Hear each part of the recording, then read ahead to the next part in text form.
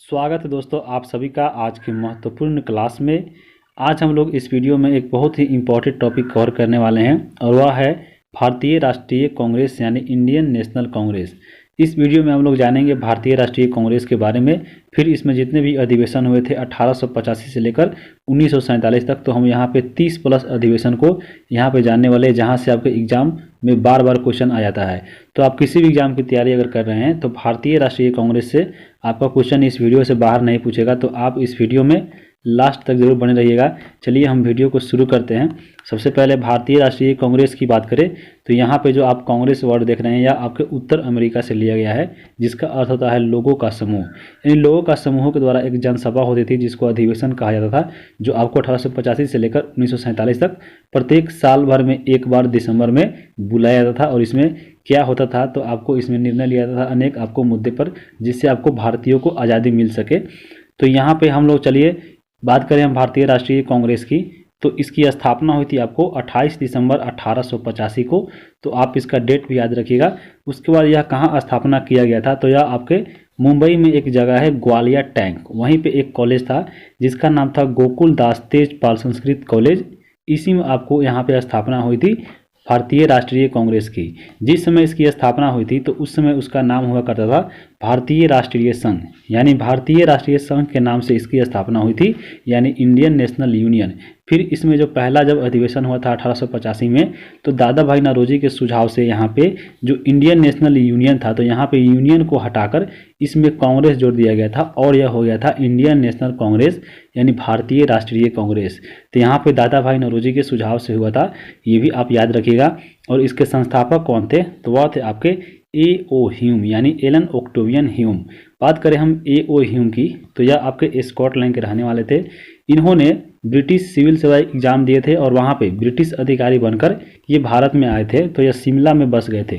शिमला में बसने के कारण इनको हर्मिट ऑफ शिमला के नाम से जाना जाता है। इनके द्वारा एक पत्रिका जारी की गई थी जिनका नाम था जनता के मित्र, तो ये भी आप याद रखिए। उसके बाद यहाँ पे जब कांग्रेस की स्थापना हुई थी 1885 में, तो यह आपके पहली बार सचिव बने थे ए.ओ. ह्यूम, और वह आपके 1906 तक यानी 1885 से लेकर 1906 तक आपके ये सचिव पद पर बने रहे थे ए.ओ. ह्यूम। और बाद में इनको यहाँ पे 1912 में मृत्यु जाती है। ए.ओ. ह्यूम को यहाँ पे पक्षी विज्ञान के जनक के रूप में भी जाना जाता है। तो इतनी बातें आप यहाँ से याद रखिए। चलते हैं हम लोग आगे।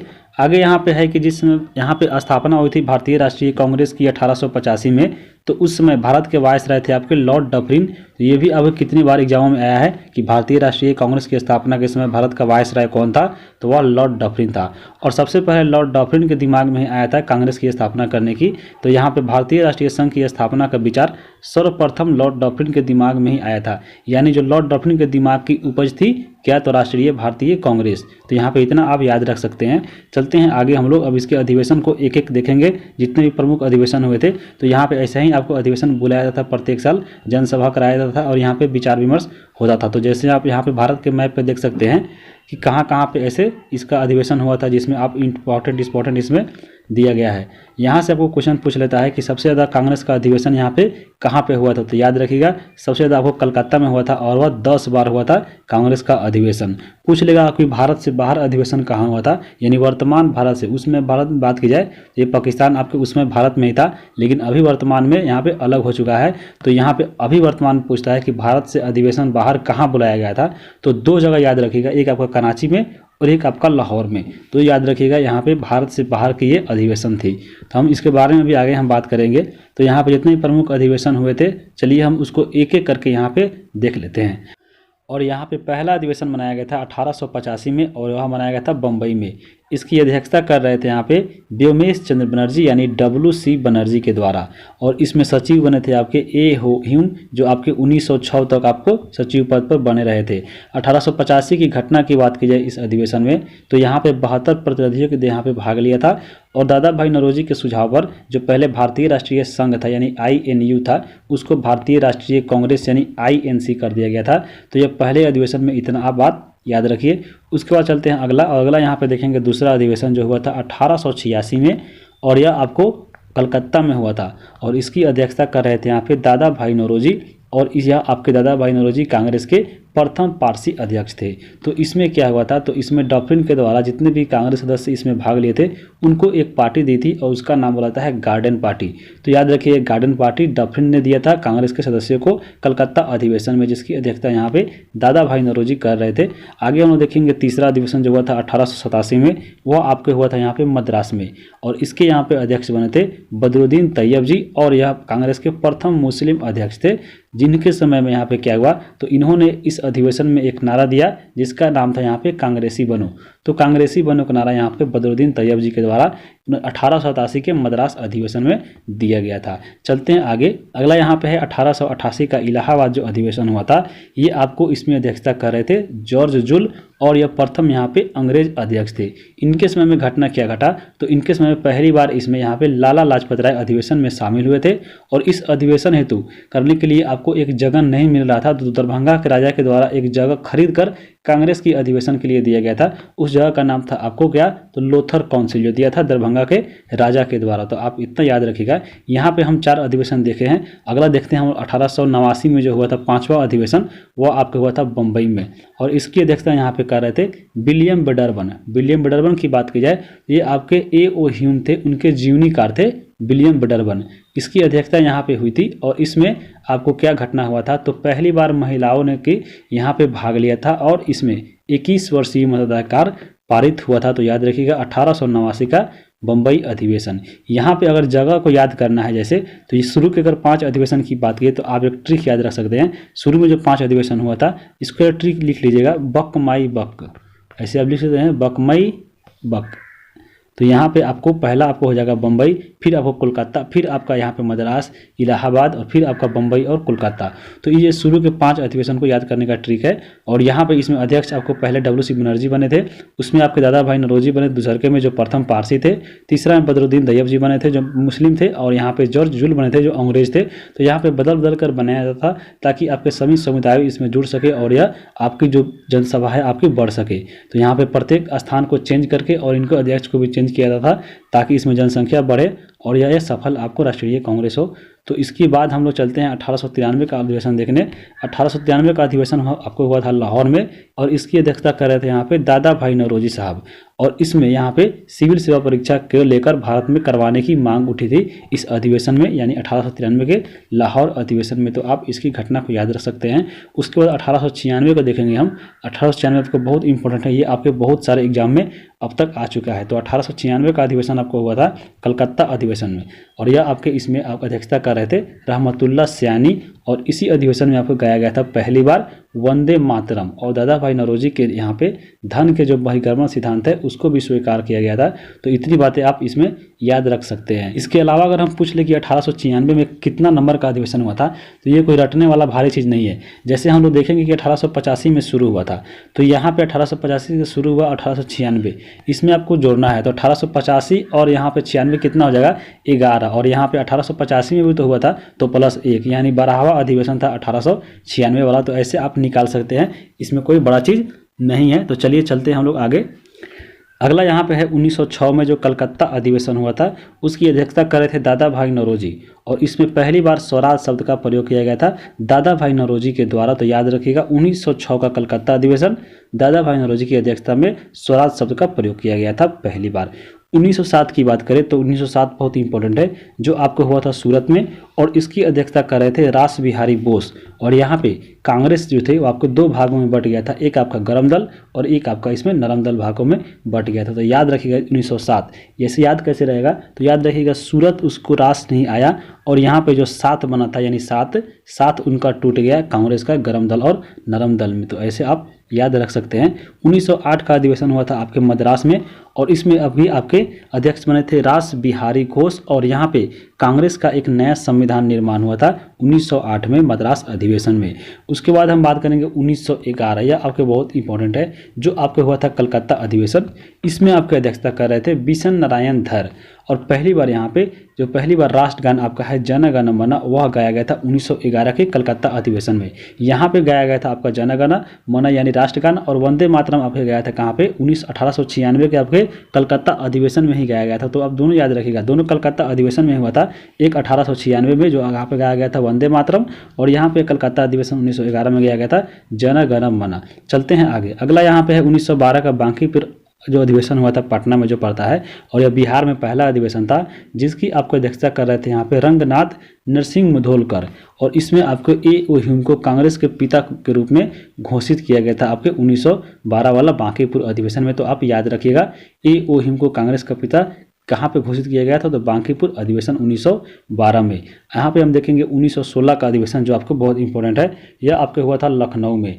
यहाँ पे इसकी अध्यक्षता कर रहे थे अंबिका चरण मजूमदार, जो 1907 में आप लोग पढ़े कि कांग्रेस का फूट हुआ था, सूरत न आई थी रास उनको। तो यहाँ पे इनका फिर से एक बार मिलन हुआ था, यहाँ पे कांग्रेस और यहाँ के जो नरम दल और गरम दल थे, इन दोनों में यहाँ पे मिलन हो गया था। तो यहाँ पे याद रखिएगा 1916 में लखनऊ अधिवेशन में इनको यहाँ से फिर आपको समझौता हो चुका था इन दोनों में, और ये दोनों एक हो गए थे। यहाँ पे कांग्रेस और मुस्लिम लीग समझौता हुआ था, जिसे लखनऊ पैक्ट भी कहा जाता है, और INC यानी इंडियन नेशनल कांग्रेस और मुस्लिम लीग का अधिवेशन लखनऊ में दोनों एक साथ हुआ था। तो ये भी इंपॉर्टेंट है, याद रखिएगा। और इसी अधिवेशन में तिलक ने यहाँ पे कहा था कि स्वराज मेरा जन्मसिद्ध अधिकार है और मैं इसे लेकर रहूंगा। तो पूछ लेता है एग्जाम में कि तिलक के द्वारा यहाँ पे किस अधिवेशन में कहा गया था यह कथन। तो याद रखिएगा 1916 के लखनऊ अधिवेशन में कहा गया था। चलते हम लोग आगे देखेंगे 1917 का अधिवेशन।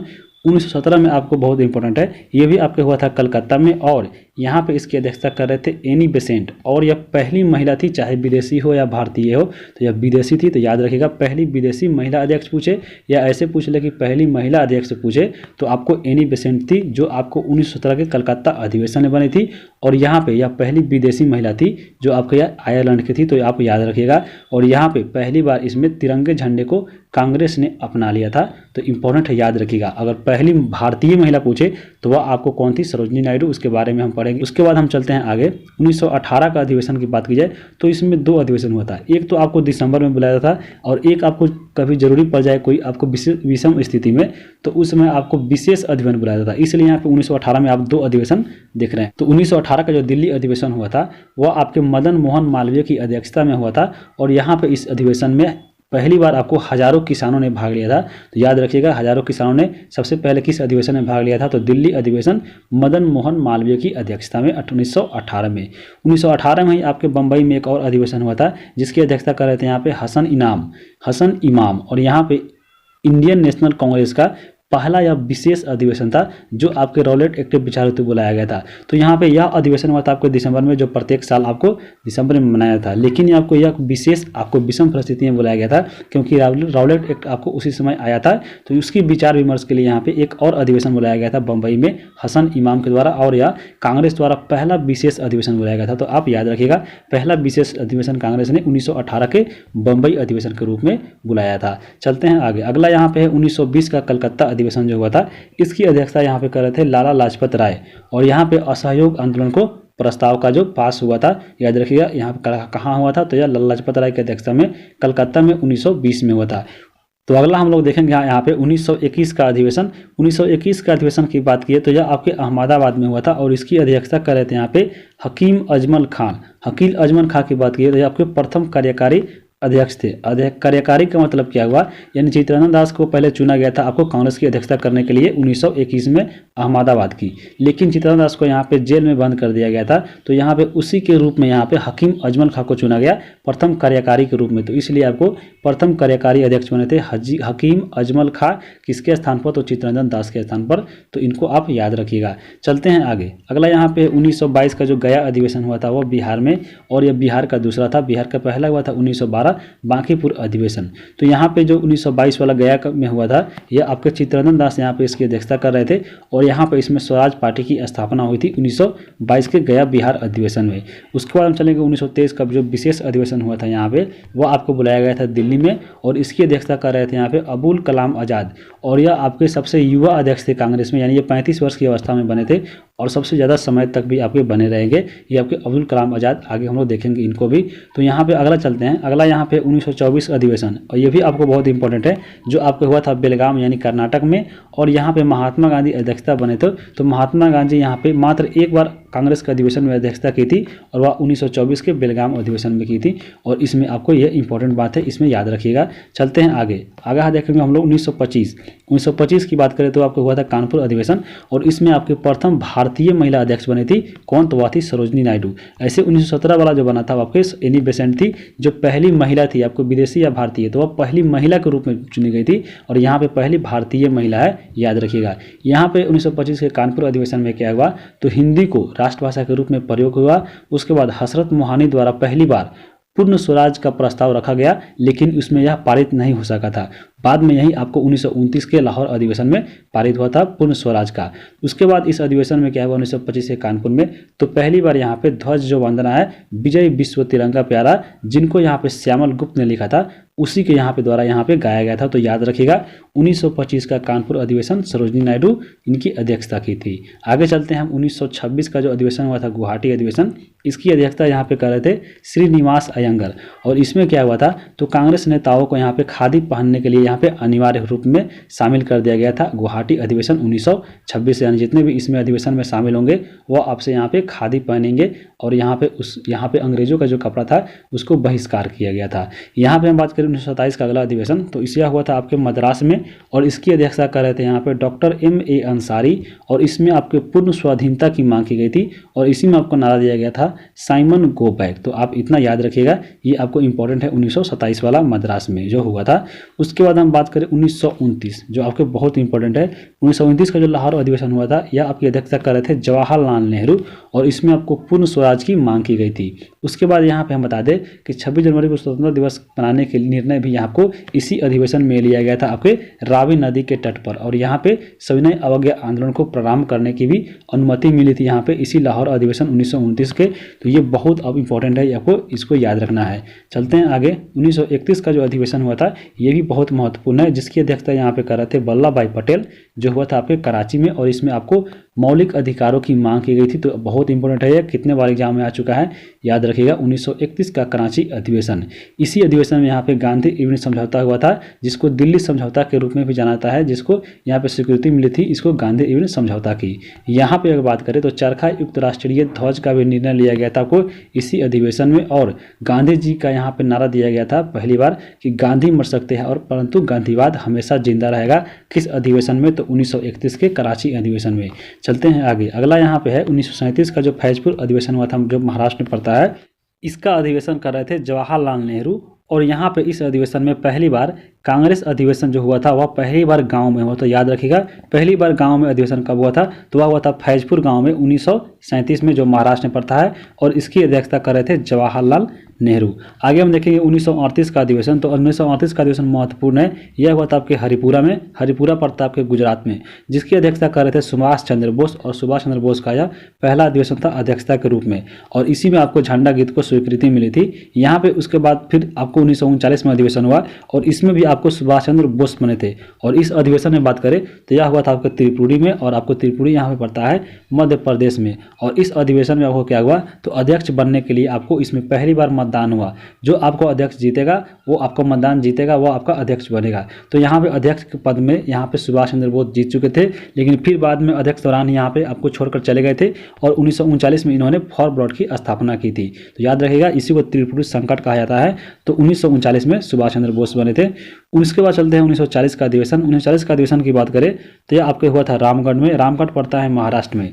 उसकी इस अधिवेशन में क्या हुआ था, तो इस अधिवेशन की अध्यक्षता कर रहे थे यहाँ पे मौलाना अबुल कलाम आज़ाद, और इन्हीं के समय में यहाँ पे इस अधिवेशन में भारत छोड़ो जो था वो आपको प्रस्ताव इसमें पारित हुआ था। 1946 के अधिवेशन की बात करें तो वह हुआ था आपके मेरठ में। तो इसकी अध्यक्षता कर रहे थे जेबी कृपलानी, और इसमें अधिवेशन में महत्वपूर्ण घटना घटी थी कि स्वतंत्रता के समय आपको जेबी कृपलानी ही कांग्रेस के अध्यक्ष रहे थे 1947 में भी, 1946 में भी, 1947 में भी। तो याद रखिएगा स्वतंत्रता के समय कौन आपके कांग्रेस के अध्यक्ष थे, तो जेबी कृपलानी, और इन्हीं के अधिवेशन में यहाँ पे कांग्रेस का जो था वह अंगस्त प्रस्ताव यहाँ पे पारित हुआ था। तो याद रखिएगा। उसके बाद हम बात करें 1948 के अधिवेशन में जो हुआ था आपके जयपुर में, और यह आपकी अध्यक्षता कर रहे थे इसमें पटाभी सीतारमैया। इस अधिवेशन में क्या हुआ था, तो स्वतंत्रता के बाद आपको यह प्रथम अधिवेशन था, क्योंकि 1947 में भारत को आज़ादी मिल चुकी थी। और इस अधिवेशन की जो कार्यवाही जो शुरुआत हुई थी वो आपके वंदे मातरम और राष्ट्रगान गाकर हुआ था। तो यहाँ पे इतना अधिवेशन आपको याद रखना है। चलते हैं आगे। आगे हम देखेंगे अन्य महत्वपूर्ण तथ्य में कि सबसे अधिक बार अगर कांग्रेस का जो अधिवेशन हुआ था, याद रखिएगा कोलकाता में हुआ था आपको 10 बार, और उससे कम की बात करें तो मुंबई और मद्रास में 7-7 बार आपको हुआ था। उसके बाद अगर पूछ ले कि सबसे अधिक समय तक कांग्रेस के अध्यक्ष कौन बने रहे थे, तो याद रखिएगा मौलाना अबुल कलाम आज़ाद, ये आपके सबसे अधिक समय तक बने रहे थे। इसके अलावा पूछ ले कि कांग्रेस का अधिवेशन आपको भारत से बाहर कहाँ हुआ था, तो याद रखिएगा आपके कांग्रेस का अधिवेशन 2 आपको हुआ था, एक आपको लाहौर और एक आपके कराची में हुआ था। और यहाँ पे 1931 के कराची अधिवेशन और 1929 के यहाँ पे लाहौर अधिवेशन, आप दोनों इसको याद रखिएगा। चलते हैं आगे। आगे यहाँ पे देखेंगे कांग्रेस के बारे में संबंध जो जितने भी वक्तव्य है जो आपके बोले गए थे यहाँ पे अनेक नेताओं के द्वारा।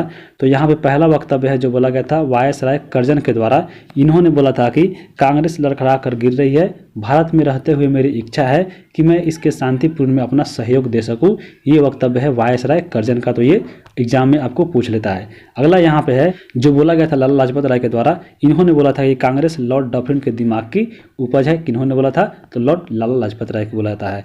उसके बाद यहाँ पे लाला लाजपत राय के द्वारा एक और बोला गया था, वो आपको बोला गया था कि कांग्रेस के सम्मेलन जो है वह शिक्षित भारतीयों के वार्षिक राष्ट्रीय मेले है। लाला लाजपत राय का यह कथन है कांग्रेस के बारे में।